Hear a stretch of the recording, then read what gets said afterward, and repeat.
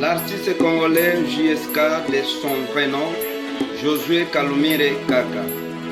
J'ai fait une lettre ouverte à son Excellence Président de la République, M. Félix Tshisekedi. Son Excellence, Monsieur le Président, je vous écris non pas en adversaire ni en opposant par posture, mais en fils de la République. En témoin des désastres, un membre d'une diaspora qui porte dans sa chair la honte, la colère et la douleur de voir son pays trahi, non pas par ses ennemis, mais par celui qui avait juré de la servir.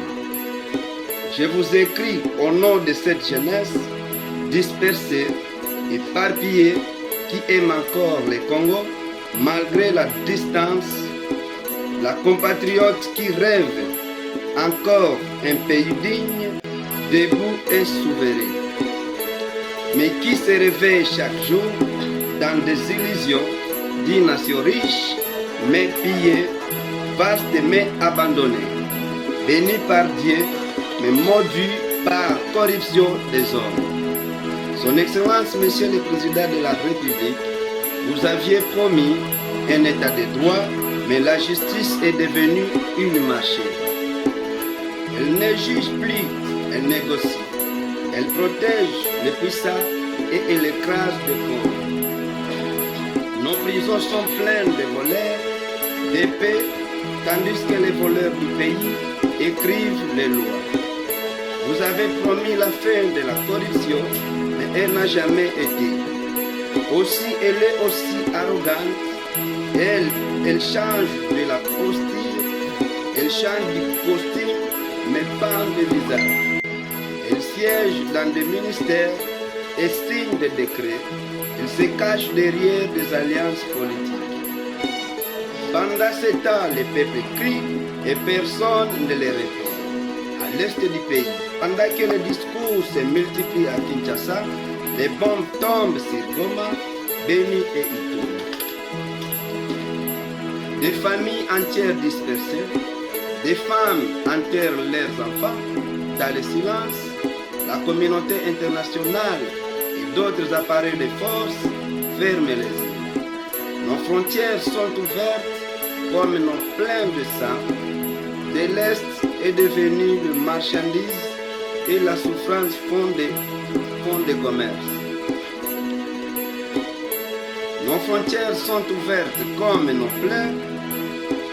Le sang de l'Est est devenu la marchandise et la souffrance font des commerces, des systèmes de santé.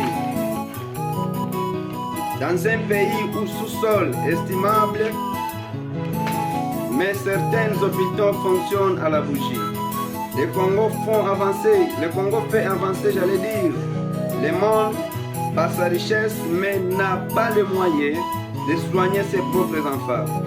Les budgets de la santé dispersent dans des poches sans conscience.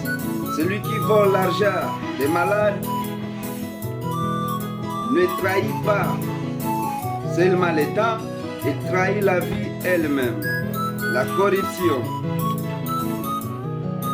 La corruption est devenue la langue officielle du pays. Chaque rapport de l'inspection générale des finances était scandale étouffé. Tout le monde le sait, tout le monde sait et tout le monde bénéficie. Et tout le monde encore profite. Les rapports de l'économie parlaient de la croissance, mais le peuple congolais survit avec moins de $2 par jour, pendant que les ressources nationales enrichissent d'autres nations. Le pays est riche, mais l'État est pauvre. Et l'État, c'est le peuple. Son Excellence, Monsieur le Président, le garant de la nation. Ce message n'est pas une insulte, bien au contraire, un cri sourd de la fatigue dans l'espoir qui se tait. Mais ne renonce pas.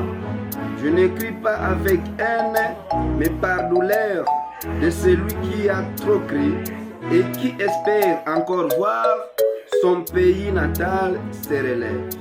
Que Dieu bénisse la République démocratique du Congo. Que Dieu bénisse le peuple congolais.